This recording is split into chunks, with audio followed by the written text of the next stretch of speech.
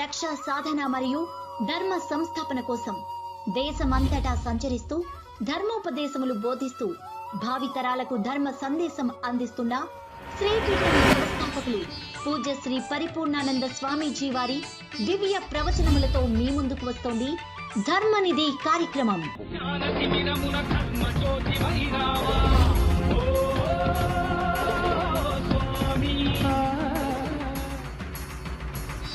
మీ smart 9 టీవీలో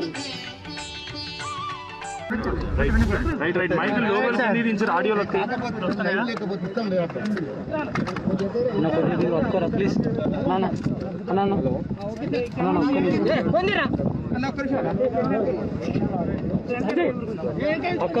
లోగోలు దించారు 10 TV logo దించారు అన్న స్టార్ట్ చేయండి అన్న స్టార్ట్ చేస్తే సైలెంట్ అయిపోతారు.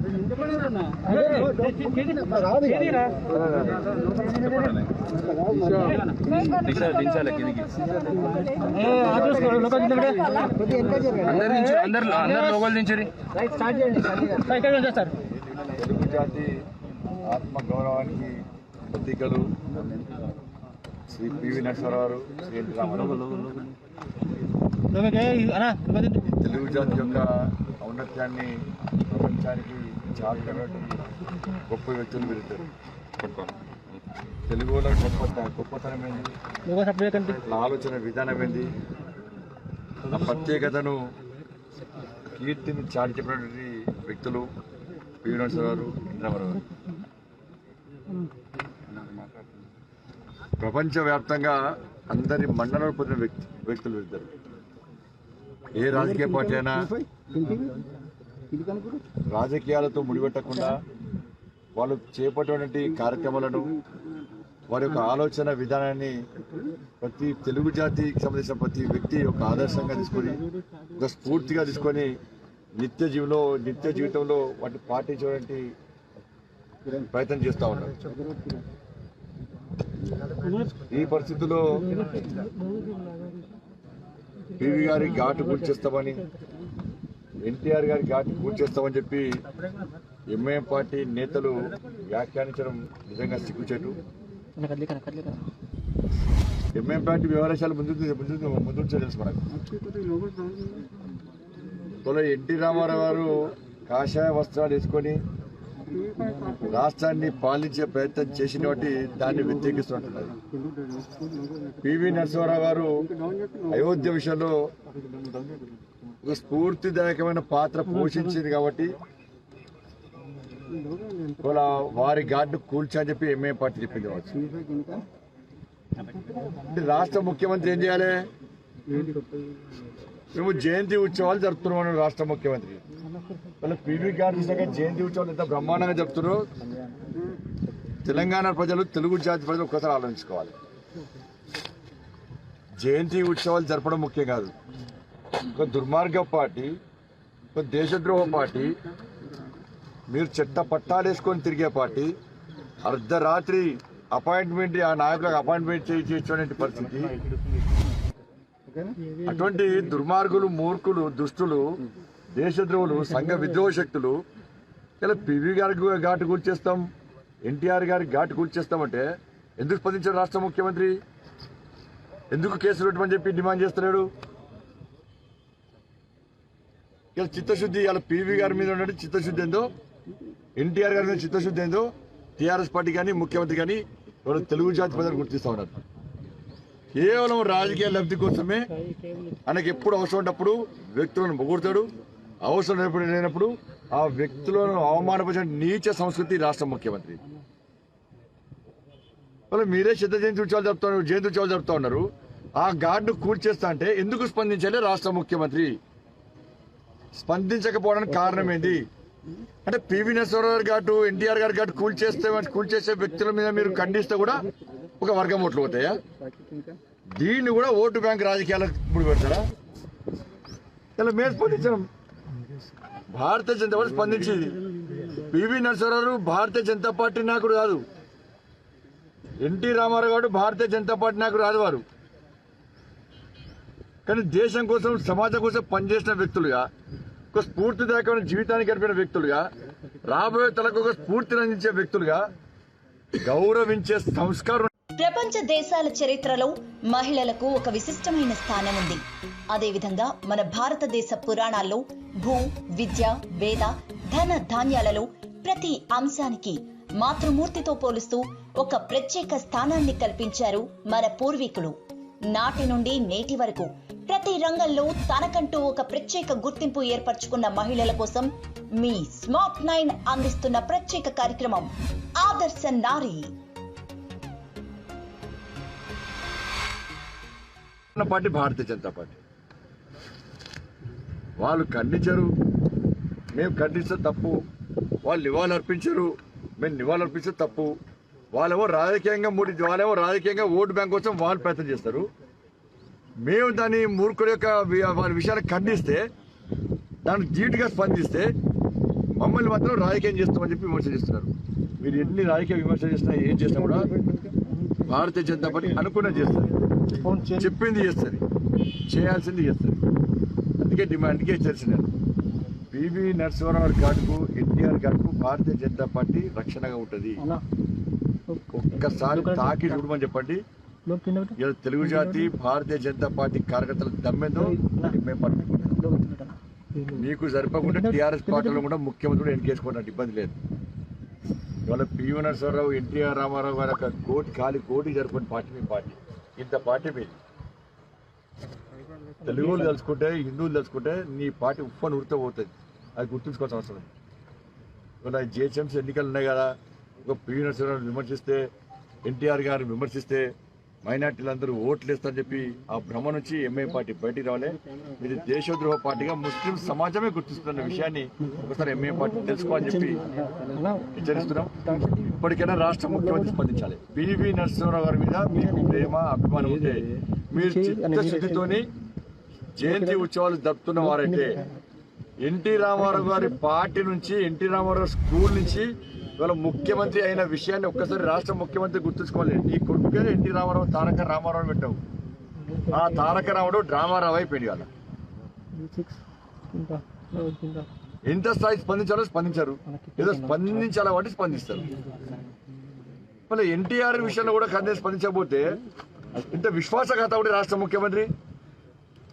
అరే ఆయా పార్టీలో ఉండి, ఆ పార్టీలో మంత్రి అయి, ఆ పార్టీ నుంచి బయటకు వచ్చి ముఖ్యమంత్రి అయి, కనీసం వాళ్ళు ఆయన నమ్ముకొని చాలా సందర్భంలో నాకు ఇష్టమైన నాయకుడిని కూడా, కనీసం మీ అభిమాన నాయకుడిని విమర్శిస్తే కూడా నువ్వు నీ అభిమానాన్ని చాటుకోపోవడము ఎంత అహంకారము, ఎంత దురహంకారము ఒక్కసారి ఆలోచించుకోవాల్సిన అవసరం ఉంది. మరి ఇప్పటికైనా ముఖ్యమంత్రి స్పందించాలి. స్పందిస్తేనే ఇవాళ నీకు ఇంత ప్రేమ, అభిమానులు అనే విషయాన్ని ప్రజలు గుర్తిస్తారు. కాబట్టి వెంటనే నీకు చిత్తశుద్ధి అక్బరుద్దీన్ వ్యవస్థ మీద క్రిమినల్ కేసు అరెస్ట్ చేయి. ఎందుకు అరెస్ట్ చేయవు? దేశద్రోహ వ్యాఖ్యలే. ఒక మాజీ ప్రధాని, ఒక మాజీ ముఖ్యమంత్రి వాళ్ళ ఘాట్లు డైరెక్ట్ కూర్చేస్తా అంటే తప్ప కాదా?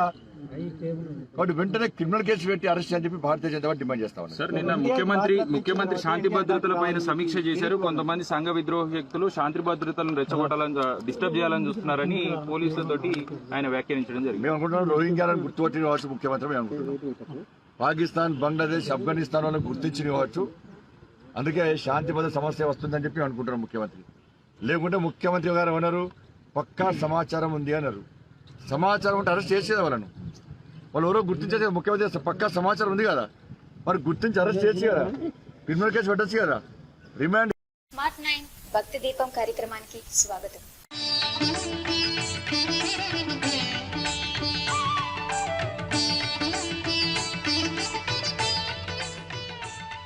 చేయొచ్చు కదా, అప్పుడు ఎన్నికలు ప్రశాంతంగా జరుగుతాయి కదా.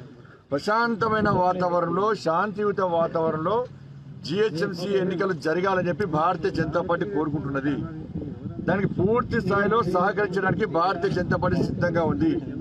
ఎన్నికల కమిషన్ ఏది చేయమంటే అది, ఎన్నికల కమిషన్ ఏది ఆదేశిస్తే, ఏ సూచనలు ఇస్తే ఆ సూచనలు పాటించడానికి, దేనికోసము ప్రశాంతమైన వాతావరణంలో ఎన్నికలు నిర్వహించడానికి, ఆ సూచనలు పాటించడానికి భారతీయ జనతా పార్టీ సిద్ధంగా ఉంది. ముఖ్యమంత్రి యొక్క వ్యాఖ్యలు శాంతి భద్రత సమస్యలు సృష్టించేటువంటి ప్రమాదం ఉంది. ముఖ్యమంత్రి గారు కుట్రలు వంతున్నారు. టీఆర్ఎస్ పార్టీ జిహెచ్ఎంసీ ఎన్నికలో కనుమరు కాబోతున్నది. వల్ల భారతీయ జనతా పార్టీ గెలవబోతున్నది. కానీ ఒక భయానక వాతావరణం సృష్టించి ఒక రాష్ట్ర ముఖ్యమంత్రి సమాచారం ఉందంటాడు. సమాచారం అంటే బయటకు చెప్తారా? ఎవడైనా పత్రికా విలేకరుల సమావేశం పెట్టి పత్రికలకు విడుదల చేస్తారా? పక్కా సమాచారం ఉంది, శాంతివంత సమాచారం వస్తుంది. అంటే ముఖ్యమంత్రి సమాచారం అంటే టక్క నిష్కపోయి రాత్రి ఎత్తుకపోయి అరెస్ట్ చేయాలి, రిమాండ్ చేయాలి. ఎవరైనా కానీ బీజేపీ, టీఆర్ఎస్, ఎంఐఎం, కాంగ్రెస్, టీడీపీ, ఏ పార్టీలో కూడా నువ్వు అరెస్ట్ చేయకుండా చర్యలు తీసుకోకుండా పేపర్ లీక్ చేస్తే ఏమన్నట్టు? అంటే ఎవరు ప్రజలు స్వేచ్ఛగా ఓటు హక్కును వినియోగించుకోకుండా ఒక భయానక వాతావరణం చూసి అడ్డదారులు గెలిచే ప్రయత్నం రాష్ట్ర ముఖ్యమంత్రి చేస్తున్నారు. కానీ ముఖ్యమంత్రి గారి సమాచారం ఉంటే వెంటనే అరెస్ట్ చేయాలి. లేకుంటే నీ వ్యాఖ్యలను హైదరాబాద్ భాగ్యనగర్ ప్రజలు ఒక పిచ్చోని చేతిలో రాయిగా చూసే ప్రమాదం ఉంది. సార్, ఉదయం ఎన్టీఆర్ ఘాట్ వద్ద తెలుగుదేశం కార్యకర్తలు, తెలుగుదేశం వాళ్ళు కొంచెం తెలివి ఉండే వాళ్ళకు నిన్న వాడోడు మూర్ఖుడు ఎన్టీఆర్ గారు కూల్చేస్తామంటే మేము వస్తాం. ఇప్పుడు భారతకు దానికి సంబంధం ఏంది? ఎన్టీఆర్ గారు స్థాపించిన పార్టీని వీళ్ళు ఏమైనా తీసుకుపోతున్నారు వాళ్ళు, ఏమైనా తీసుకుపోతున్నారు వాళ్ళు.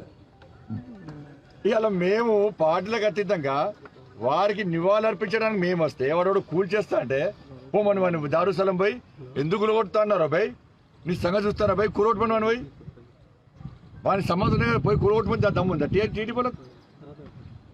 ఏంటి కేసీఆర్ తన కుమ్మకే రాత్రి కేసీఆర్ ఫోన్ చేసి చెప్పినట్టున్నాడు, మీరు అడ్డుకోండి అంటే అడ్డుకుంటారు. ఇవాళ కూల్స్తానది కూడా ఫస్ట్ దాని గురించి మన ఎన్టీఆర్ భారతరత్నకు సంబంధం ఏంటి? తప్పకుండా ఇవ్వాల్సిందే. భారతరత్న ఇవ్వాలని చెప్పి భారతీయ జనతా పార్టీ తెలంగాణ రాష్ట్ర శాఖ అవసరం వస్తే ఆంధ్రప్రదేశ్ శాఖతో కూడా మాట్లాడతాం. కలిసి కేంద్ర ప్రభుత్వాన్ని పక్కా విజ్ఞప్తి చేస్తాం, దాని అనుమానమే లేదు. ఇవాళ వాడు ఘాటు గురించి చేస్తా అంటే మేము మంచి ఆలోచనతో ఆ ఘాటు కాపాడుతాము, రాజకీయాలకు అతీతంగా అందరు కలిసి ఉండాలని చెప్పాలి.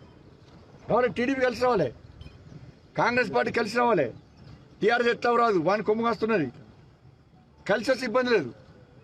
ఇలా మేము నివాళులర్పించడానికి పోతే ఇప్పుడు భారతదేశం సంబంధ భారతరత్నకు అంటే అక్బరుద్దీన్ భారతరత్న ఇవ్వడానికి గురిచేస్తాంటున్నా ఏంది మూర్ఖత్వం అంటున్నా? టీడీపీ అండ్ టీఆర్ఎస్ కొల్లుడే ఇది జరిగిందని అనుకుంటున్నారా? రాష్ట్ర ముఖ్యమంత్రి చెప్పినట్టు టీడీపీలకు ఇవాళ వాళ్ళు డిమాండ్ చేస్తారు. నేను ఏమంటున్నా అంటే నేను అక్బరుద్దీన్ యోచన ఒక మూర్ఖుడు ఎన్టీఆర్ గారు పీవీ గారు కూల్చేస్తాను.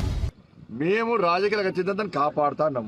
దాన్ని కూల్చే ప్రయత్నిస్తే 2 గంటలలో ఏది కూల్చాలో కూల్చామని చెప్పి దారుస్థలం కూల్స్తా ఉన్నాం అన్నప్పుడు టీడీపీ నాయకులు ఏం చేయాలి? అక్బరుద్దీన్కి వార్నింగ్ ఇవ్వాలి, రాష్ట్ర ముఖ్యమంత్రికి వార్నింగ్ ఇవ్వాలి. మరి రాష్ట్ర ముఖ్యమంత్రికి వార్నింగ్ ఇవ్వకుండా అక్బరుద్దీన్కి వార్నింగ్ ఇవ్వకుండా మేము మీకు పద్ధతిగా మేము వస్తా అంటే ఈ సంఘటనకు భారతకు సంబంధం ఉందా? చూసుకుంటూ నవ్వుతారు వాళ్ళు చూస్తే, టీడీపీకి అర్హత నవ్వుకుంటారు. అరే ఇవ్వని అడగాలి. మహిళలు మహారాణులు నోరూరించే రుచికరమైన వంటలతో మీ ముందుకు వస్తోంది స్మార్ట్ రుచి కార్యక్రమం.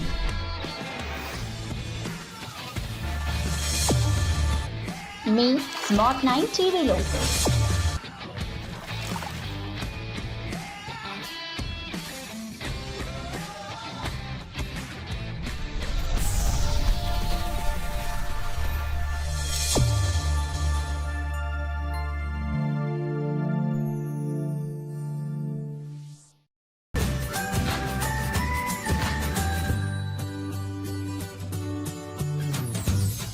తప్పేం లేదు, ఇవ్వని అడగడం తప్పేం లేదు, డిమాండ్ చేయాల్సింది తప్పేం లేదు. తప్పకుండా మేము కూడా టీడీపీ ఇచ్చిన డిమాండ్ను వాళ్ళ యొక్క విజ్ఞప్తిని తప్పకుండా శిరసా వహించి కేంద్ర ప్రభుత్వానికి తప్పకుండా మేము విజ్ఞప్తి చేస్తాము. మేమే కాదు, ఆంధ్రప్రదేశ్ రాష్ట్ర శాఖ అధ్యక్షుడు మా సోమ్ వీరయ్య గారితో కూడా మాట్లాడతాము. 2 రాష్ట్ర శాఖలు కలిపి కేంద్ర ప్రభుత్వం ఎట్టి పరిస్థితుల్లో విజ్ఞప్తి చేస్తాం, ఇవ్వాల్సిన డిమాండ్ చేస్తాం. మోడీ వచ్చి ప్రచారం చేసినా ఇలా గెలిచే పరిస్థితి లేదని చెప్పి ఓవైసీ మోడీ వస్తారని వాళ్ళు చెప్పినాడు, ఫోన్ చెప్పిన మోడీ అనకు మోడీ వస్తారని ఫోన్ చెప్పినా ఓవైసీకి. ఓవైసీ ఒక సవాల్ విసరడం జరిగింది, 24 గంటలు సమయం ఇస్తున్నాను బీజేపీ పార్టీ సర్జికల్ స్ట్రైక్ విషయం. దీని సవాల్ ఎట్లా తీసుకుంటారు? డీజీపీ రాష్ట్ర ముఖ్యమంత్రి దాని సవాల్ స్వీకరించాలి, స్పష్టం చేయాలి. ఫస్ట్ నేను డిమాండ్ చేస్తున్నా, ఇవాళ తెలంగాణ రాష్ట్రంలో హైదరాబాద్ లో రోహింగ్యాకి సంబంధించి వ్యక్తులు ఉన్నారా లేదా, రోహింగ్యాలు ఉన్నారా లేదా, బంగ్లాదేశ్, ఆఫ్ఘనిస్తాన్, పాకిస్తాన్ నుంచి అక్రమంగా వచ్చి ఇక్కడ నివాసం ఉంటున్నారు కదా, పూర్తి వివరణను రాష్ట్ర డీజీపీ గారును రాష్ట్ర ముఖ్యమంత్రి గారు వెంటనే స్పష్టం చేసిన బాధ్యత వాళ్ళ మీద ఉంది. స్పష్టం చేయాల్సిందే. రోహింగ్యాలకు సంబంధించి షెల్టర్ను ప్రారంభోత్సవం చేసిన ఎవరు? 108 మంది షెల్టర్ ఎవరు ప్రారంభించారు? ఉప ముఖ్యమంత్రి కదా ప్రారంభించింది, హోంమంత్రి కదా ప్రారంభించింది. దానికి సమాధానం చెప్పాల్సిన అవసరం ఉంది. తప్పకుండా వాళ్ళ ఉప ముఖ్యమంత్రి హోమ్ మినిస్టరే ఇలా ఓపెనింగ్ చేసినాడా? కానీ రాష్ట్ర ముఖ్యమంత్రి డీజీపీ గారు వెంటనే స్పష్టం చేయాలి. స్పష్టం చేస్తే వాస్తవ విషయాలు బయటకు వస్తాయి. లేరంటారా? లేరనివ్వండి. ఉంటే ఎంతమందినో ఇవ్వండి. ఆ నివేదిక లేకుంటే ఇలా శాంతి భద్రత సమస్య మీ ద్వారానే వస్తుంది. అది గుర్తుంచుకోవాల్సిన అవసరం ఉంది. కిషన్ రెడ్డి లాంటి ఫెయిల్యూర్ మంత్రిని క్యాబినెట్ లో పెట్టారని చెప్పి ఎవరు పోటీగాడు వాడు వీక్తాడు, ఈడ వీక్తాడు, ఆడ వీక్తాడు, చేస్తాడు. వాడు మాత్రం మేము ఆడతాం. థర్డ్ క్లాస్ ఫాల్తీ ఆడవాడు, ఎంఏ పాడవాడు. తప్పకుండా కేంద్ర ఇంటెలిజెన్స్ వర్గాలు వాళ్ళను రిపోర్ట్ తీసుకోవాలని చెప్పి మేము కేంద్ర ప్రభుత్వాన్ని కోరుతాము.